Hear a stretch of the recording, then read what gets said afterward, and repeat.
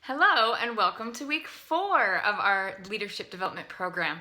Hopefully you guys had a great week last week, making your I will statements and figuring out an action plan so that you can achieve your goals, and making your mobile office, and then figuring out some way to advertise your business like a CEO. I am impressed, and I saw a lot of good stretching opportunities for you that you figured out how to do something you didn't know how to do before. So kudos to you all. Keep up the great work, and now let's move on to chapter 4. Again, it just keeps building and getting better and better. This one is about promoting products, but the thing that I really like how she presents this topic is it's mainly about promoting products to find recruits and to figure out how to grow your team and sponsor. As I was thinking of challenges that would go along with this chapter, I thought, a lot of what she's talking about isn't just how to sell more, but it's how to recruit first and then sell second, and using the products and promoting of the products to get people to join your team. So anyway, hopefully you guys really liked it, and I'm going to try to not just do an overview because I would love to do a chapter summary and highlight all the points that she talks about, because she talks about some fun things that would really lead into good conversation. But hopefully we can take this off the page, off the video, to our page and really chat about some of the things that we learned and take it further. So some of my thoughts were her very first point is basically to be your best customer.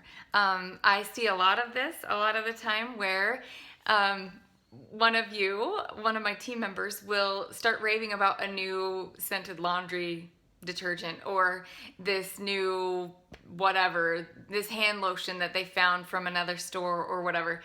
It's okay, but like I said, you're thinking like a CEO now. You are building your brand, you're building your customer base. So the more you have experience with your own products and talk about them and rave about them, and even just tell everybody how great you are loving this new velvet hand cream that you got from Scentsy, or how number 16 is your favorite perfume roll and you love having it in your purse. Just easy, quick little advertisements like that really aren't advertisements, they're just sharing. But if you're not using the product, then you're not sharing. I had a team member ask me the other day, she said, I've got some host credit, what should I use it on? What do you think would sell the best? And you know what I told her? She was brand new, so I told her to use it on herself. I said, pick something out of the catalog that you're just dying to have and use that host credit for yourself. Now that might seem like a splurge. It might not seem like a very important or smart business decision, because she could have bought something and then turned around and sold it. But what I told her to do is fall in love with her product. Find the very thing that she's super excited to try but just hasn't done yet, and get it and experience it, so then you can share it, you can loan it out, or you can even just tell people, and you can be your best product endorsement. If you haven't ever used washer whiffs or laundry liquid, or I wrote down a million things. So be your best customer and product reviewer. Laundry, perfume, wax and warmers, cleaning products, bath and body. So anything from the moisturizing fragrance bar to the men's groom line as well. Car fragrances, from the car bars, the scent circles, scent packs, diffuser. So like I said, the best way to advertise really is to be your best customer. And then you take those products and you make a post about it on Facebook or other social media like Instagram, or anything. You can make a YouTube, you can blog about it on a website, you can pin the pin on Pinterest. Like I said, take your thoughts and elevate it a little bit higher, because now you are the CEO of your company. So and then she talks about giving out samples, and so she talks about a lot of different ways to get customers and to grow your business. She talks about the same thing that I mention a lot about Mary Christensen's idea. And again, two people backing up the same theory, that means it must be true, must be good. So Mary Christensen says sales equals money for today.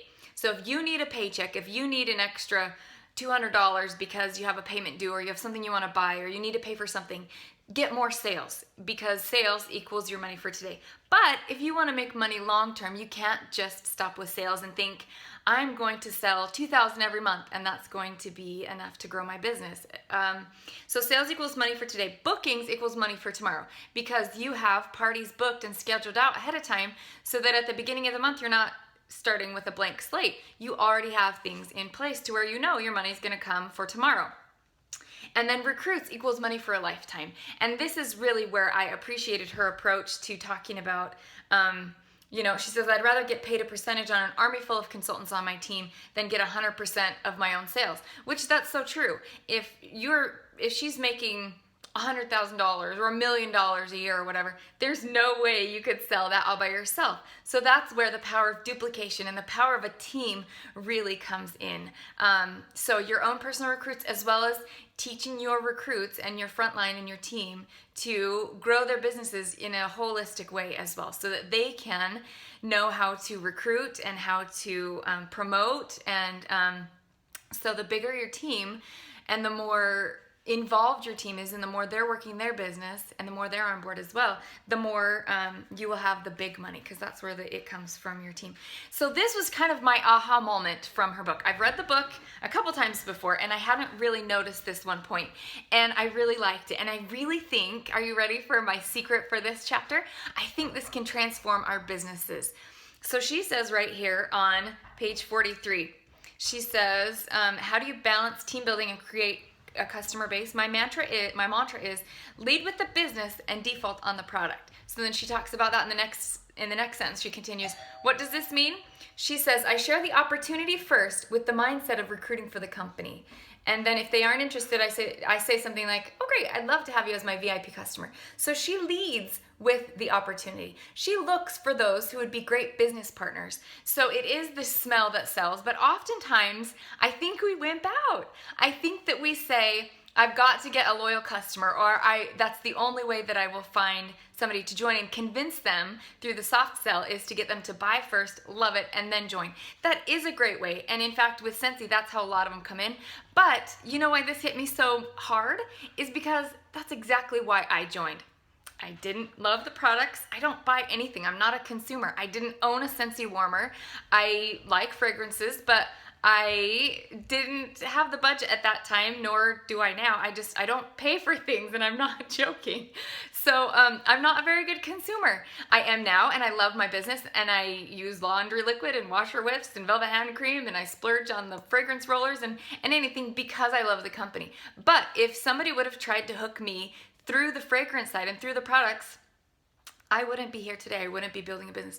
I was looking for a business opportunity. I didn't really even know that I was, but that's what I needed at the time. That's what was the shiny, sparkly object to me, was the opportunity to grow a business, to make some money because we needed to, and to have a fun project that would be my own. And I had always wanted to grow a business. So that's my challenge for you. As you are going through your list and making your 50-10, your 50 samples and possibility packs, look and focus this week on those who lead with the opportunity, those who would want to grow a business. You don't even know them. I didn't have a sign on my forehead that said, I'm looking to start a business. But that's how I was sitting by Stephanie. We were watching our husbands play basketball, and she said, you know what I just did? And I said, what? Okay, remember, I had just moved in. I didn't know her very well. We both went to the same church congregation, still do, but we weren't besties. We hadn't ever hung out before. We were just making casual conversation. So don't think you have to be their best friend first before you can ask them. And so anyway, she just said, with a lot of energy and excitement and just regular conversation, she said, you know what I just did? What? I just signed up to sell Scentsy. Oh, that sounds fun. And then she said, I'm really excited about it. Then she said, have you ever thought about starting a business? Or have you ever thought about, selling anything like this? And randomly, I had looked into selling for another company called Salt City Candles that I don't think is even around anymore. But I had thought about it, and I had looked into that opportunity years prior, and there was a huge it was a $5,000 startup cost. I had to buy a whole bunch of jars of candles, and I had to sell them more like a business instead of like a direct sales. And so anyway, I told her, I said, yeah, I thought about it before, and I graduated in a business, and I think it would be kind of fun. So anyway, that's how we started casually talking about it. I didn't jump on and sign up that night because I didn't really know what was all involved, and I didn't really know how to sign up or even what I was getting into, but I was interested in the business. I wasn't interested in hosting a party. I don't do parties. I wasn't interested in buying anything from her. We didn't have any money. That's why I needed a job. So like I said, lead with the opportunity, and don't be afraid to pitch the opportunity. Our opportunity is so great because our products are so great. So they are interchangeable. You can go either way, but I fear a lot of times we're wimping out and just defaulting on only sharing the product and then hoping that they just love it so much they're going to jump on our team. Whereas it might be the opposite. It might be that they love the business opportunity and they can see the opportunity in it and they have confidence in joining you, and then you can help them join, and then they fall in love with the product, which that's how it happened for me. So anyway, there's my challenge to you, like I said, is to think about changing your mindset. Look to build a team first. So, and then like I said, we can talk about a lot of different things. She talks about, sorry, my kids are coming in now, hosting opportunity meetings and home parties. I really like how she talks about having an opportunity meeting in your home hosted by somebody else. I have a business that's growing in your area. I'd love to meet new people. Would you be willing to host an event for me? Basically, then you do an opportunity meeting. You could even do it with a party. And then this is where she says, you invite your friends, I'll do all the work, and I'll even throw in free product as a thank you. Then you get your opportunity in front of so many other people that you wouldn't have even had. An in-home opportunity night. It can be with 3 people. It can be with 20 people. It can be as big or as little as you make it. But I think there's real power in focusing on growing our business instead of just hoping that it'll happen or planting seeds or just hoping that people fall in love with our company and jump on. So customer appreciation events, gifting your product, using social media to share. We talked about that. One thing that I wanted to bring out is something that Lindsay does that's fantastic. She has her customers post a picture of their warmer once they get it in and they turn it on in their home, and just basically give her a product review, how much they love it, if they like how it smells. And then if a referral from that post buys something or joins, then she gives the customer who posted it a referral. So here is where I don't really have a whole lot of time to say the rest because, man, 15 minutes goes fast. But so here's my challenges for the week. Number 1, of course, read the chapter and post your takeaways. So the first real part, number 1, is to develop a referral system. She talks about that in here. So if you don't really know the power of a referral system, you will really love it. So we can talk about the 222 system, about how to keep your customers, but you want to use your best customers to give you referrals.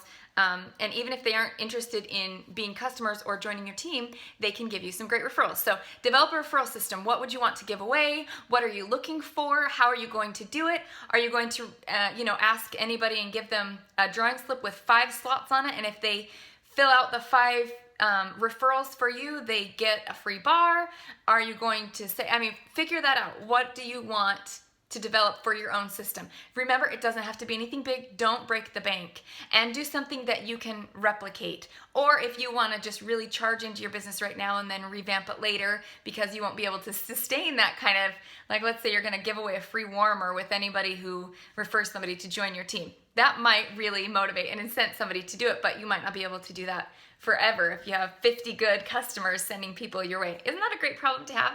So anyway, think about what you want to have for your own referral system to get new recruits, as well as to get new customers from your customers or even just your contacts. Develop it and then make some kind of card, a postcard or something that you can print out, something that's even an image that you could print at a Walgreens or a Walmart or something like that, where you print images. You could even print, like I said, just a picture if you don't want to get a postcard. But I highly suggest a postcard. That way you can put it in with all of your orders. You can give it to people as you see them. As you ask somebody to join, they're like, yeah, no thanks. Then you give them your referral card and say, I can see that you could tell that this was a really good opportunity and I'm really looking to grow my team. So I'm going to reward you for sharing the news with your friends. So some kind of referral system. Make cards to pass out and communicate it to your customers. So there's challenge number 1. Challenge number 2 is to personally invite 10 prospects to our bacon event. So we're going to do another bacon event. If you haven't participated before, that's a Become a Consultant Opportunity Night. It's an online, on Facebook event where you invite your friends. We all join in together.